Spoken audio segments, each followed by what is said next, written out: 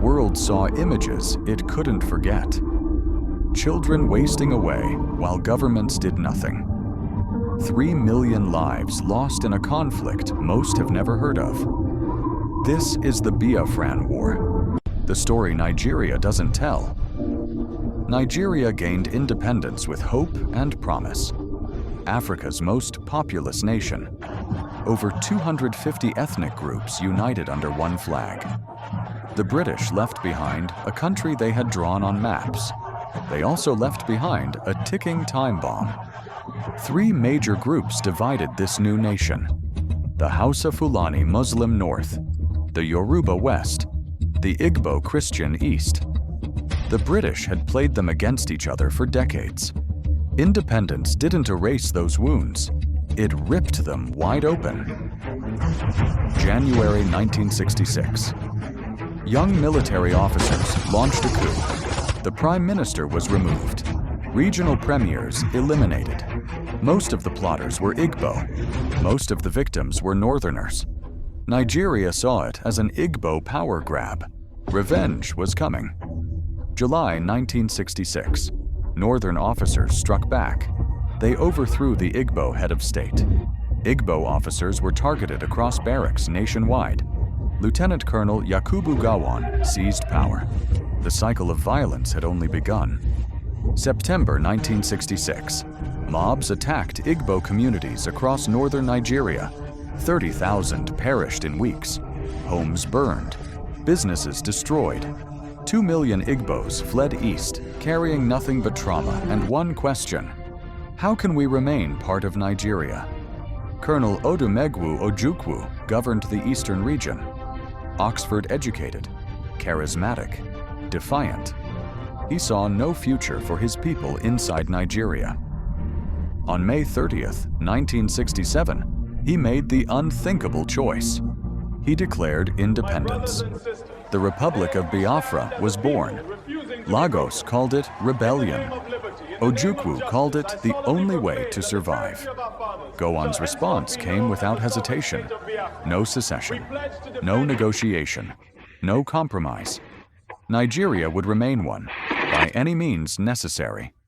He announced a police action to end the rebellion in weeks. It would stretch into 3 devastating years.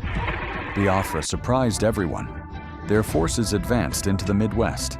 They captured Benin City. International recognition followed from Tanzania, Gabon, Ivory Coast. For one brief moment, the impossible seemed within reach. But Nigeria had numbers and powerful friends.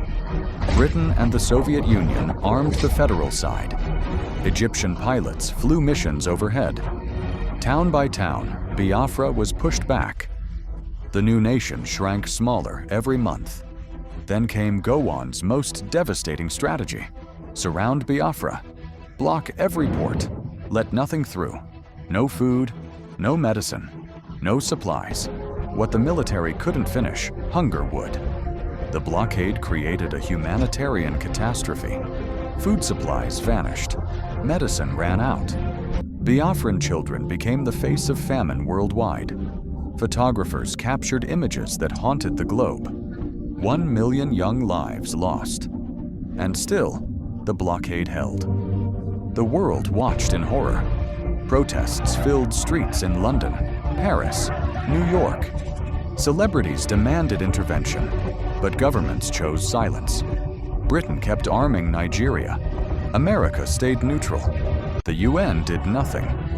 Oil interests outweighed Igbo lives. Only private organizations defied the blockade. Relief planes flew dangerous night missions into hidden jungle airstrips. Churches and charities delivered what governments refused to send. They saved thousands. They could not save millions. By late 1969, Biafra was dying. Territory shrinking daily. Soldiers fighting on empty stomachs. On January 11th, 1970, Ojukwu boarded a plane to Ivory Coast and disappeared into exile. He left his suffering people behind. Days later, Biafra surrendered. The republic lasted 31 months. Its dream ended on a jungle runway. Gowon declared no victor, no vanquished, but the Igbo remember what was taken. The mass graves remember what was buried. 3 million lives erased and the world simply moved on. No tribunals, no reparations, no accountability, just silence. The Biafran War remains Nigeria's open wound, unhealed, unspoken, and unforgotten. Remember to follow, like, and comment for more.